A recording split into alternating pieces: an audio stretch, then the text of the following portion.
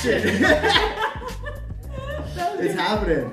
All right, we're gonna take a moment of pause to look at instructor Coach Nikki's new gi. Ooh, So nice, so fresh, so new.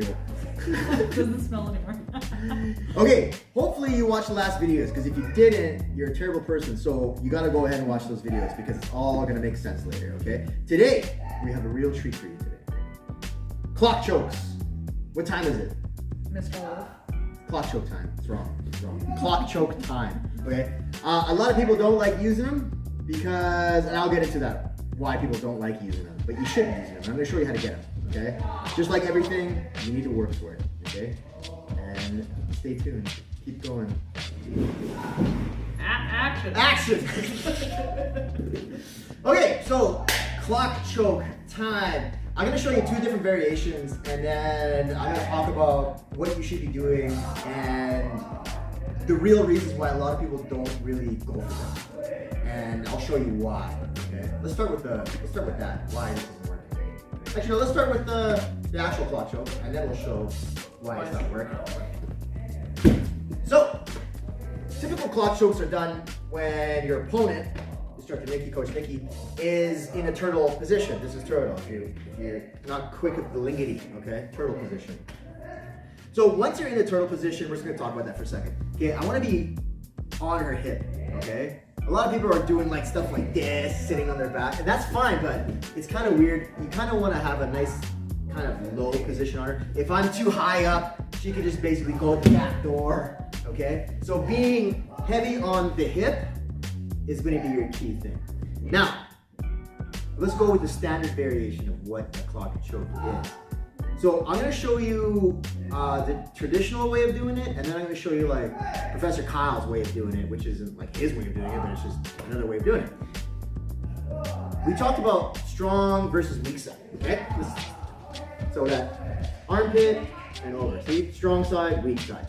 It's pretty much the same thing, and it's very easy kind of lingo to remember from this clock choke situation. Because basically what I'm going to do is, the strong side, I'm going to go over and I'm going to reach in and grab across. So if you're leaning up, so across, not the first lapel, but the second one, okay? And you're going to get right up to the ear, really deep. Good snug kind of grip there. Secondary hand, the weak side, I'm going under through the armpit, and I'm going to grab the second lapel in, okay? Same thing. So I'm basically doing like a high-low choke, okay? I'm cinching up really good. Now, next step, I'm gonna bring my head to the mat. Now, I remember telling you not to lean forward because they can duck out the back way, but because I have both my strong side and weak side grips, you can't escape this. So basically, once I'm here, my head's gonna go all the way to the mat. Once my head's on the mat, I'm gonna start turning and walking through until I get the tap. So you're gonna kind of keep walking around in a circle like a clock. That's why they call it ding. You got it. Okay. Now let's talk a little bit about the dangers here. Okay. Now getting that strong side grip can be pretty easy or pretty hard depending on your opponent. A lot of times, anytime I got a hand going through it, they're going to be blocking it, and that's fine. I'm going to talk about how to defeat that in a second. But the one thing you don't want to do first is throwing in that weak side, trying to get that lapel first.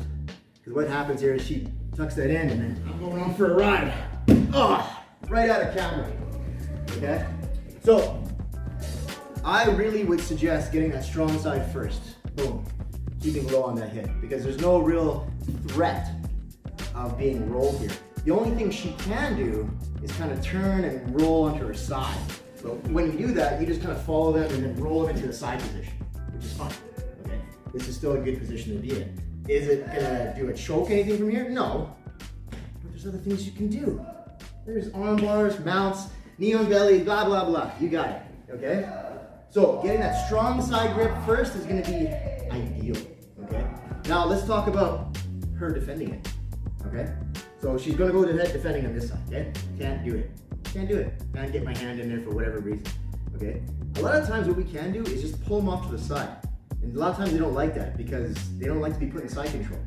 This, to them, is a lot safer than being in side control. Now, I don't recommend on the streets going into turtle. Okay? This is purely like a sport thing, sport jiu-jitsu. Because if you're in turtle on the streets, we're gonna sit there and it's gonna bah. Okay? So I don't recommend that. But in jiu-jitsu, if I were just to pull her to her side, she doesn't like this. They don't like this because they're like, oh, I'm losing my position. He's gonna get to side position, right? So as I pull them over, they almost want to go back to turtle, and from there I go ahead and feed in that grip. It's almost like they don't even realize it happened. I'm basically doing smoke and mirrors here. So I'll pull as he comes in, fire in that hand, right there. Got a nice grip. I don't want to get your hair. I'll choke with a hair braid. Now, next one is the next grip, and we could be doing the same thing. I could really bug her with this gripped hand here on the strong side. I could basically start turning around, moving around, and then go ahead and finish and grab that second grip. Once I have that grip, my head comes down to the mat, and I start walking around, getting that clock choke. Good times, Mr. Wolf.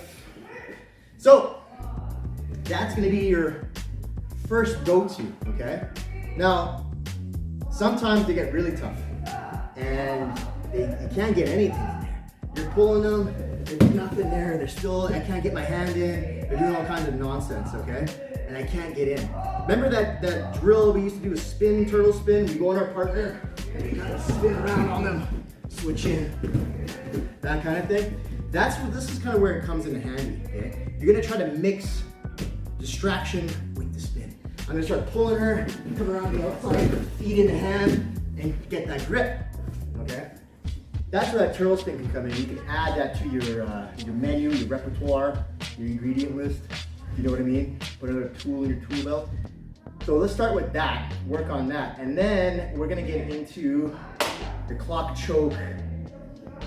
Well, it's basically a Peruvian. It's basically a Peruvian necktie, as they call it. But it's basically kind of like a backup move for whatever reason, okay? Let's say we go ahead. We have that strong side grip, okay? We got it, we're done, we got it, okay? But the problem is, I can't get my hand in, she's too savvy, okay? Oh, I forgot to show you, okay, we're gonna back up one step. Same thing, I can't get my hand in, we do Kyle Cardinal's version, okay? Since she's got a new gi, I'm just gonna go ahead and grab a legal grip.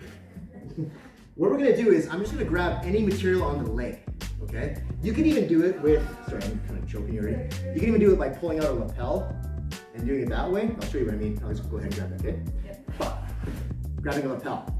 So you can do it this way too, just pulling out a lapel, and then what I'm gonna do is, I'm gonna pull my elbow to the inside, going down, and putting all my weight here. Pulling this across, and then start walking.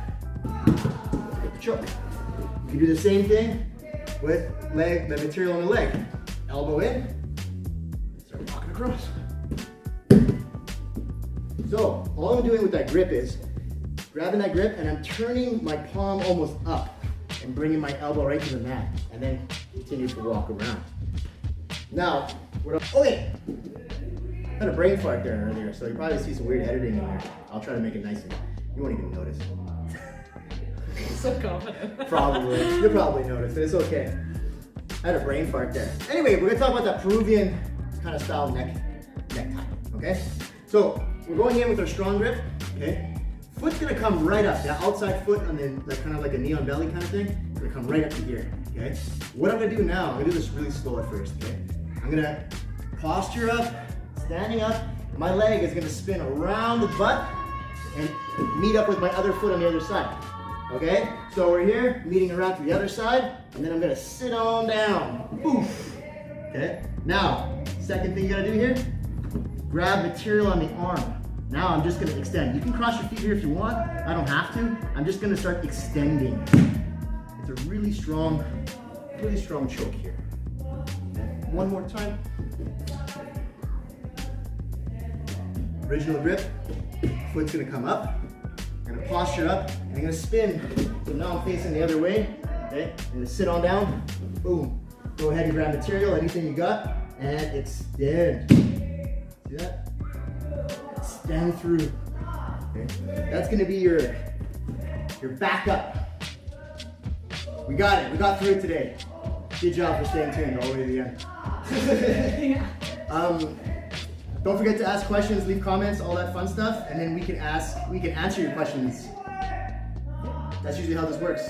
Anyway, guys, stay fit, have fun. Cut!